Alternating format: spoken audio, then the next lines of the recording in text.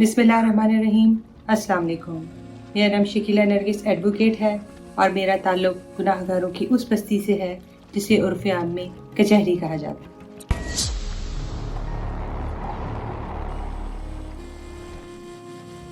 America के शहर New York में होने वाले 9/11 के वाक़ये के बाद दुनिया ने एक नई टर्म का नाम सुना, इस्लामोफोबिया। अब तक इस टर्म के ज़रिए लाखों नहीं तो हज़ारों मुसलमानों को इंतकाम का निशाना बनाया जा चुका है और उन्हें बुनियाद परस्त कहकर तरह तरह के जुल्म और सितम का शिकार बनाया जा रहा है। इससे कोई फ़र्क नहीं पड़ता कि वो कश्मीर हो, फ़लस्तीन हो या दुनिया का कोई और खित्ता। इस्लामोफोबिया के नाम पर मुसलमानों की नस्ल कुशी करने का एक वैलिड रीज़न हासिल किया जाता है। हमारा आज का एपिसोड इसी मौजू पर है कि किस तरह गजा में होने वाली मुसलमानों की नस्ल कुशी और उन पर होने वाली अंधाधुंध बमबारी और जुल्म और सितम दुनिया के दूसरे खित्तों को मुतासिर कर रहे हैं। तो आइए सुनते हैं आज की कानून कहानी। शाहीन एक 27 साला फलस्तीनी खातून जो अपने 6 साला बेटे और शौहर के साथ कैलिफोर्निया की एक रियासत में किराएदार की हैसियत से एक घर में मुकीम थी। ये खानदान गुज़श्ता कई बरसों से अमेरिका में एक पुरसुकून जिंदगी गुजार रहा था। जिंदगी अच्छे तरीके से गुजर रही थी। शौहर अपनी जॉब से इस कदर कमा लेता था कि शाहीन को जॉब करने की जरूरत महसूस नहीं होती थी। उनका एक 6 साल का इंतहाई प्यारा बच्चा बदिया अल्फयूमी था, जो एक बहुत ही हंसमुख और प्यारा बच्चा था और इर्द गिर्द के लोगों में निहायत पसंदीदगी की निगाह से देखा जाता था। ये छोटी सी फैमिली गुज़श्ता 2 साल से जोसेफ कजूबा नामी बंदे के घर में किराएदार की हैसियत से रह रहे थे। जिंदगी नॉर्मल तरीके से गुजर रही थी और बज़ाहिर ऐसा कभी कोई काबिले जिक्र वाक़या पेश न आया। मालिक मकान की तरफ से भी कभी कोई शिकायत सामने नहीं आई। फिर हुआ यूं कि गजा और इसराइल के दरमियान एक खूंखार जंग का आगाज हुआ। दुनिया के दूसरे खित्तों में जहां इस जंग से मनफी असरात मुरतब हुए, वहीं कजूबा भी इस जंग को लेकर अक्सर औकात खौफ और तशवीश का इजहार करने लगा और वो अपनी बीवी से अक्सर औकात इस बात का जिक्र करने लगा कि उसे डर है कि कहीं ये फ़लस्तीनी फैमिली अपने फ़लस्तीनी रिश्तेदारों को बुलाकर उसे किसी किस्म का कोई नुकसान न पहुंचा दे। उसकी बीवी उसे अक्सर औकात तसल्ली देकर खामोश करवा देती। बीवी की ये तसल्लियाँ उसके खौफ को किसी भी सूरत कम न कर सकी। 11 अक्टूबर के दिन कजूबा ने शाहीन को रोककर पूछा कि फ़लस्तीन में क्या चल रहा है।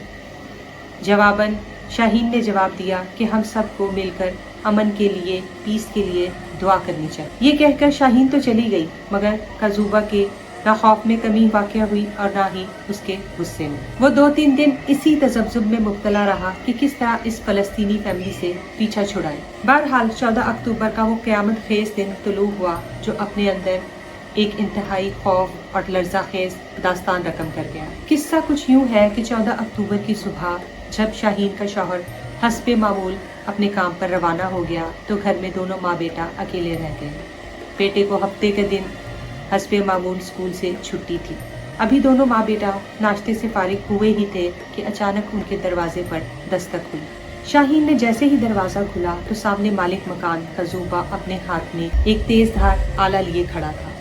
शाहीन, जो पहले ही काफी दिनों से कजूबा के बदले हुए रवैये को देखकर परेशान थी, उसे इस हालत में देखकर एकदम बहुत ज्यादा खौफजदा हो गई। उसने हकलाते हुए उससे आने की वजह पूछी तो उससे जवाब देने की बजाय उसका गला दबोच लिया। शाहीन ने मज़ाहमत करने की कोशिश की।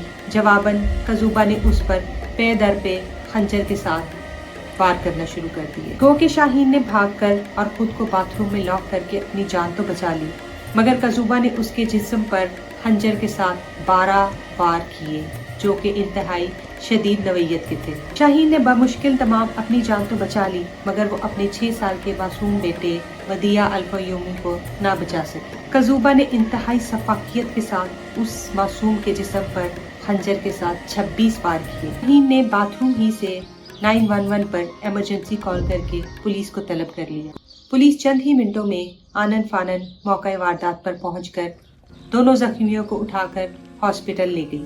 शाहीन को फौरी तौर पर आईसीयू में मुंतकिल कर दिया गया, जबकि उसके बेटे के बारे में ये तस्दीक कर दी गई कि उसका तो काफी देर पहले ही इंतकाल हो चुका है। दूसरे दिन मासूम बच्चे के नमाज जनाजा के सोगवार मौके पर इर्द गिर्द की मुस्लिम कम्युनिटी और उसके अजीज़ो अकारब उसकी आखिरी रसूमात ادا کرنے کے لیے اکٹھے ہوئے، مگر بدقسمت ماں اپنے لختے جگر کا آخری دیدار بھی نہ کر سکی، کیونکہ وہ خود شدید زخمی حالت میں ICU میں زندگی اور موت کی جنگ لڑ رہی تھی، اور یوں ایک معصوم جان اسلاموفوبیا کی بھینٹ چڑھ گئی۔ گو کہ قاتل اب پولیس کی گرفت میں ہے، مگر سماج کے وہ ٹھیکیدار جنہوں نے لوگوں کے ذہنوں میں اسلام اور مسلمانوں کے خلاف اس قدر نفرت اور شرانگیزی پیدا کرتی ہے کہ وہ لوگ اسلام اور مسلمانوں کا وجود ہی صفائی ہستی سے مٹا دینا چاہتے ہیں، کیا وہ اس سلسلے کو روک سکیں گے؟ یقیناً اس واقعے کو سن کر آپ کا دل بھی خون کے آنسو رویا ہوگا، بالکل اسی طرح جس طرح کہ ہر درد مند مسلمان کا دل، بلکہ ہر درد مند انسان کا دل روتا ہے۔ اگر اس کہانی سے آپ کو کوئی سبق، کوئی موٹیویشن ملا ہو تو اسے لائک اور شیئر ضرور کیجیے گا، اور ہمارے چینل کو سبسکرائب کر کے بیل نوٹیفیکیشن کو دبانا نہ بھولیے گا، تاکہ ہمارے آئندہ آنے والے ایپیسوڈز بھی آپ تک بر وقت پہنچ سکیں۔ اپنا بہت خیال رکھیے گا۔ جزاک اللہ خیر۔